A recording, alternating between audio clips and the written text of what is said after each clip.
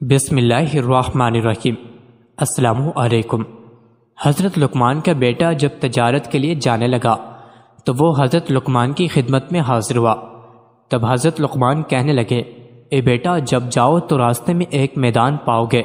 اس میدان میں ایک چشمہ ہے جس کا پانی نہایت ٹھنڈا اور شیریں ہے، اور اس کے کنارے ایک درخت ہے جس کی چھاؤں گھنی اور فرحت بخش ہے، لیکن خبردار، اس درخت کے سائے تلے ہرگز نہ بیٹھو، اور اللہ تعالیٰ تم کو اس مہلکہ سے محفوظ رکھے۔ اور وہاں تم کو ایک شخص بوڑھا ضعیف ملے گا جو عمر میں اس درخت سے بڑا ہے، پھر جیسا وہ تم کو کہے اس کی بات لازمی مانیو۔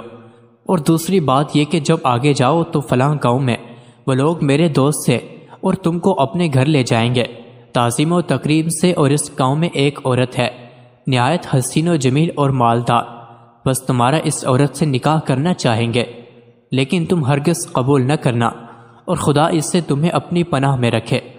اور تیسری بات یہ کہ ایک شخص فلاں نامی اور فلاں شہر میں رہتا ہے، ایک مدت ہوئی مجھ سے قرض لے کر گیا ہے، بس اس سے وہ قرض وصول کیجیو، اور خبردار شب کو وہاں نہ ٹھہرنا، اور یہ تمام نصیحتیں یاد رکھنا۔ اور اب جاؤ، میں نے تمہیں خدا پر سونپا۔ چنانچہ وہ اپنے باپ کی بتائی گئی باتوں کو تسلیم کر کے سفر پر نکلا۔ جب میدان مذکورہ میں پہنچا جس کے بارے میں اس کے باپ نے نصیحت کی تھی، اس کے کنارے ایک چشمہ پانی کا پایا۔ اس کا پانی نہایت شیریں اور شفاف، اور چشمے کے کنارے ایک درخت پایا جس کے سائے تلے ایک شخص بزرگ کامل بیٹھا ہوا تھا، مارے گرمی اور پیاس کے چاہتا تھا کہ اس چشمے سے پانی پیے اور اس درخت کے سائے تلے دم بھر کے لیے آرام کرے، لیکن اسی وقت اسے اپنے باپ کی گئی نصیحت یاد آ گئی، تو وہاں سے قدم آگے بڑھانے لگا۔ تو اس بزرگ نے جو درخت کے نیچے بیٹھا تھا پکارا، اے لڑکے، کہاں جاؤ گے؟ ایسی دھوپ میں اور سخت گرمی پڑ رہی ہے، اس چشمے کا ٹھنڈا پانی پیو اور ذرا چھاؤ کے سائے تلے دم لے لو، میرے پاس آ کر بیٹھو۔ لڑکا بولا، ہرگز نہیں بیٹھوں گا، کہ میرے باپ نے مجھے منع کیا ہے اس درخت کے سائے میں بیٹھنے سے۔ تب وہ بزرگ کہنے لگا، قسم ہے تیرے رب کی، اس دھوپ اور گرمی میں نہ جا اور میرا کہنا مانو۔ یہ بات سنتے ہی لڑکے کو باپ کی بات یاد آئی کہ وہ بزرگ تجھے جیسا کہے اس کا کہا مانیو۔ تب لڑکے نے اس بزرگ کا کہا مانا اور خلاف اس کے نہ کیا، سلام کر کے بیٹھ گیا، چشمے سے ٹھنڈا پانی پیا اور تھوڑی دیر آرام کرنے کے لیے لیٹ گیا اور سو گیا۔ تبھی اس درخت پر سے ایک سانپ اس لڑکے کو کاٹنے کے لیے اترا۔ لڑکا سو رہا تھا لیکن بزرگ جاگ رہے تھے، بس اس بزرگ نے سانپ کو مار کر اس کا سر کاٹ لیا۔ جب لڑکا اٹھا تو دیکھا کہ ایک سانپ مردہ پڑا ہے بغیر سر کے۔ بس بزرگ سے حال حقیقت معلوم کر کے متعجب ہوا اور باپ کی پہلی نصیحت کا راز جانا۔ بعد اس کے لڑکا وہاں سے اٹھا، اپنا اسباب و سفر باندھا اور اس بزرگ کو سلام کر کے جانے کی اجازت طلب کی۔ تب بزرگ آدمی نے پوچھا کہ تم کہاں کہاں کا عزم صبر رکھتے ہو؟ لڑکے نے کہا، فلانے گاؤں میں جاتا ہوں کہ وہاں میرے باپ کے دوست ہیں۔ بزرگ نے کہا کہ اگر تم کہو تو میں بھی تمہارے ساتھ چلوں۔ لڑکے نے کہا، بہت اچھا، آپ بھی ساتھ چلیے۔ تب دونوں اس گاؤں میں کہ جہاں کا ارادہ تھا پہنچے تو وہاں کے لوگوں نے ان سے پوچھا کہ تم کون ہو اور کہاں سے آئے ہو؟ تب لڑکے نے کہا کہ میں لقمان حکیم کا بیٹا ہوں اور یہاں تجارت کی غرض سے آیا ہوں۔ تب گاؤں کے لوگ انہیں نہایت تعظیم و تکریم سے اپنے گھر لے گئے اور انہیں کھانا کھلایا اور ہر روز مہمانداری کرنے لگے۔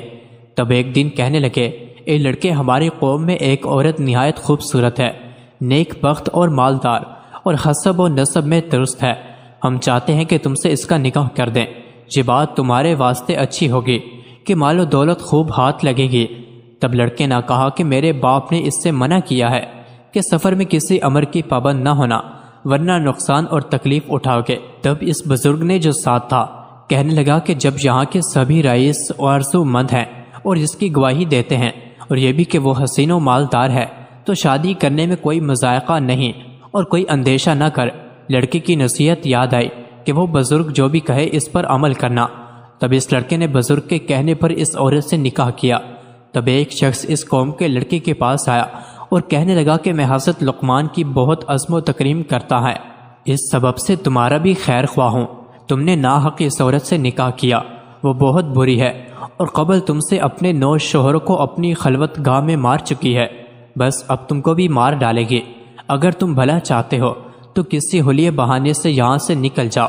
تب لڑکا اس شخص کی باتیں سن کر ڈرا اور پچھتانے لگا چنانچہ جب لڑکے کے مصاحب نے اسے رنجیدہ دیکھا تو پوچھا کہ تم کس بات کا اندیشہ کرتے ہو؟ کیا سبب ہے جو میں تمہیں پریشان دیکھتا ہوں؟ تب لڑکے نے کہا کہ میں نے سنا ہے کہ میری بیوی جس سے میں نے نکاح جہاں کیا ہے مجھ سے پہلے 9 شوہروں کو پہلی خلوت شب زفاف میں مار ڈالا ہے۔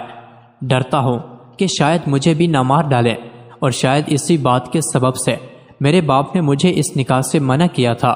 تو اس بزرگ نے کہا کہ کچھ اندیشہ نہ کرو، خاطر جمع رکھو، میں تمہیں ایک ایک حکمت بتلائے دیتا ہوں۔ کرنا وہ یہ کہ جب شب کو تمہاری بیوی تمہارے پاس خلوت میں آئے تو کسی بہانے سے اسے وہاں چھوڑ کر میرے پاس آئیو، تب ہم اس کی تدبیر اور علاج کریں گے۔ عرض جب اس کی بیوی شب اور اس کے پاس خلوت میں آئی تب اس نے بہانے سے کہا کہ تم یہاں بیٹھو، میں ذرا باہر سے ہو کر آتا ہوں۔ بیوی نے پوچھا کہاں جاتے ہو؟ لڑکے نے کہا قضائے حاجت کو جاتا ہوں۔ تم تو تب یہاں تک انتظار کرو، اور اس کے علاوہ بھی ایک کام ہے، وہ آ کے بتلاتا ہوں۔ تب لڑکا وہاں سے نکلا اور سیدھا اس بزرگ کے پاس پہنچ تو اس نے ایک آتش دان انگاروں سے بھرا ہوا لانے کو کہا تھا۔ جب لڑکا آتش دان لے آیا تو بزرگ نے اس میں سانپ کا سر جو درخت کے نیچے سے کاٹ کر لایا تھا اس کو اس آتش دان میں رکھ دیا، اور آتش دان کو لڑکے کے حوالے کیا اور کہا اسے لے جاؤ اور اپنی بیوی سے کہو کہ برہنہ ہو کر اس آتش دان پر خود کو سینکو اور بعد میں اس کو دوبارہ میرے پاس لے آنا۔ تب لڑکا وہاں سے گیا اور جیسا اس بزرگ نے کہا تھا اپنی بیوی کو کہا، اور بعد اس کے سینکنے کے آتش دان واپس لے گیا۔ تب اس نے بزرگ کو دیکھا کہ 2 سانپ اس انگیٹھی میں جل رہے ہیں۔ تب بزرگ نے کہا کہ اب جاؤ اور بے خبر اپنی بیوی سے ملو کہ جس کا ڈر تھا 100 سانپ اس انگیٹھی میں جل رہے ہیں، پر اسی سبب سے پہلے شوہر اس کے مارے جاتے تھے۔ چنانچہ حضرت لقمان کا بیٹا تمام شب اپنی بیوی کے پاس رہا، اور فجر کو باہر آیا اور اہل قریہ تمام ماجرا سن کر متعجب ہوئے اور پسر لقمان کے بچ جانے سے خوشی بھی ہوئی۔ اس کے بعد حضرت لقمان کے بیٹے نے ارادہ کیا کہ اپنے باپ کی قرض دار کے پاس جا کر قرض وصول کرے۔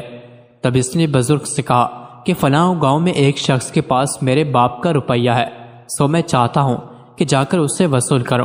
تب اس بزرگ نے کہا کہ میں بھی تمہارے ساتھ چلوں گا۔ تب دونوں آدمی اس شخص کے پاس چلے گئے۔ وہاں کے لوگوں سے اس کے بارے میں پوچھا تو لوگوں نے کہا کہ وہ شخص تو بڑا فسادی اور دغا باز ہے، بس تم ناحق یا اپنی جان گنوانے کے واسطے آ گئے ہو، سو تمہارے حق میں بہتر ہے یہاں سے چلے جاؤ۔ اور وہ دغا باز آدمی کسی کا روپیہ لے کر واپس نہیں کرتا۔ لیکن ان دونوں نے لوگوں کی بات نہ مانی اور وہاں سے اس شخص کے پاس پہنچے، اور بعد السلام کے لڑکے نے کہا کہ میں حکیم لقمان کا بیٹا ہوں اور اپنے والد کا قرض وصول کرنے کو آیا ہوں۔ تب اس نے کہا کہ بہت اچھا، ہمارے بزرگ زیادہ ہیں تو آج کی رات مہمان نوازی کا شرف بخشیے، صبح کو حساب کتاب کر کے جو روپیہ بنتا ہو سو واپس کر دوں گا۔ لڑکے نے میرے باپ کا حکم نہیں کہ شب کو یہاں ٹھہرو۔ تبھی اس بزرگ نے کہا کہ جو اس کے ہمراہ تھے کہ اے لڑکے کچھ پرواہ نہیں، چلو آج کی شب یہاں رک جاتے ہیں، پھر جو خدا نے ہماری قسمت میں لکھا ہو سو ہو کر رہے گا۔ چنانچہ اس بزرگ کے کہنے پر کہ اس کی کرامت سے بھی پسر لقمان آگاہ تھے اور باپ کا حکم اور نصیحت بھی تھی کہ اپنے ساتھ والے بزرگ کی بات مانیو، تب اس سبب سے دونوں شب کو اس دغا باز شخص کے مکان پر رہ گئے۔ جبکہ کھانے وغیرہ سے فارغ ہو چکے تو ان دونوں کو لب دریائے بنائی گئی ایک مکان پر لیا۔ وہ مکان اس طرح سے بنایا تھا کہ جو کو اس میں سو جاتا دریا کی لہریں آ کر اسے ڈبو دیتی۔ ان دونوں کو اس مکان میں ٹھہرنے کو کہا۔ چنانچہ پسر لقمان بزرگ جاگتے رہے۔ جب آدھی رات کا وقت ہوا تو موجیں چڑھنے لگی، پانی مکان پر چڑھ گیا۔ تب بزرگ نے لڑکے کو نیند سے بیدار کیا اور وہاں سے اٹھ کر اوپر بالا خانے پر کہ جہاں اس دغا باز آدمی کے بیٹے سو رہے تھے وہاں تشریف لے گئے۔ وہاں سے اس کے بیٹوں کو تخت سمیت اٹھایا اور نیچے اپنی والی جگہ پر سلا دیا اور خود اوپر ان کی جگہ پر سو گئے۔ جب فجر کے وقت وہ شخص آیا اور دیکھتا ہے کہ دونوں اوپر والے طبق میں اس کے بیٹوں کی جگہ سو رہے ہیں اور اپنے بیٹے نیچے مکان میں ان کی جگہ پانی میں مردہ پڑے ہیں، تب پکار کر کہنے لگا کہ افسوس صدا افسوس، میں نے تمہارے واسطے یہ فریب کیا تھا کہ تم کو مار ڈالوں، یہ میں اپنے فریب میں آپ ہلاک ہوا، میرے سب بیٹے مارے گئے۔ تب دونوں نے کہا کہ جو کسی کے لیے بدی کرتا ہے سو در حقیقت اپنے لیے کرتا ہے۔ اس کے بعد حضرت لقمان کے بیٹے نے اس دغا باز شخص سے اپنے باپ کا روپیہ وصول کیا اور اپنی بیوی کو کہ جس سے وہاں نکاح کیا تھا کو لے کر مائے اس بزرگ اور اسباب کے اپنے وطن واپسی کا سفر کیا۔ جب پسر لقمان اپنے مکان کے قریب پہنچا تو اس بزرگ نے پوچھا کہ بزرگ زادے، تو اتنا عرصہ میرے ساتھ رہا، سو تم نے مجھے کیسا پایا؟ تب لڑکے نے کہا کہ بے شک میں نے آپ کو نیک مرد پایا ہے اور آپ کی برکت سے بہت سی مصیبتوں سے نجات پائی اور نیک بخت بیوی پائی اور اس قدر مال و اسباب پایا۔ تب اس بزرگ نے کہا کہ مال میں سے مجھے بھی آدھا حصہ دو۔ تب لڑکے نے کہا کہ آپ اپنی مرضی سے لے لو جتنا حصہ چاہیے۔ بزرگ نے ایک طرف بیوی کے ساتھ تھوڑا سا مال رکھا اور دوسری طرف زیادہ حصہ مال و اسباب کا رکھا اور لڑکے سے کہا کہ ان میں سے جو تم چاہو رکھ لو اور دوسرا حصہ میرے واسطے چھوڑ دو۔ تب لڑکے نے اپنی بیوی اور اس کے ساتھ والا تھوڑا سا حصہ مال و اسباب کا چنا اور کہا کہ میرے لیے یہ کافی ہے۔ چنانچہ دونوں فریق اپنا اپنا حصہ لے کر چلے۔ تھوڑی دور گئے کہ بزرگ نے لڑکے کو آواز دے کر روکا اور اس سے پوچھا کہ اے پسر لقمان، تو کس سبب سے مجھے زیادہ حصہ مال و اسباب کا دیا جاتا ہے؟ کہیں اس کا سبب یہ تو نہیں کہ تو نے جو کرامتیں مجھ سے دیکھی ہیں ان کی وجہ سے مجھ سے خوف زدہ ہو کر زیادہ مال دیے جاتے ہو؟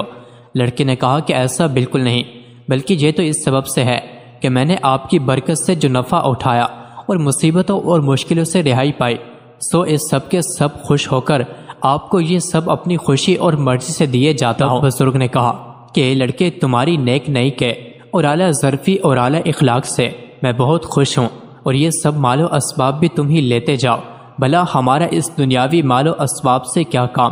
لڑکے نے عرض کیا کہ آپ کون ہو اور کس سبب میرے ساتھ رہے؟ بزرگ نے عرض کیا کہ میں اللہ کا بھیجا ہوا ایک فرشتہ ہوں اور تمہارے باپ کی دعا کے سبب اللہ نے مجھے تمہاری حفاظت و نگہبانی کے واسطے مقرر کیا تھا۔ تم کو تمہارے باپ کا روپیہ دلایا اور رائے بتلائی۔ ہمارا ذمہ تو لوگوں کے ساتھ بھلائی اور مہربانی کرنا ہی ہے۔ اللہ کے حکم سے بس اب تم سے رخصت ہوتا ہوں اور تم بھیج اپنے گھر کو جاؤ۔ تب لڑکا سب مال و اسباب اور بیوی کو لے کر گھر آیا اور تمام احوال راستے کا اپنے باپ سے بیان کیا کہ حضرت لقمان نے بھی اللہ کا شکر ادا کیا۔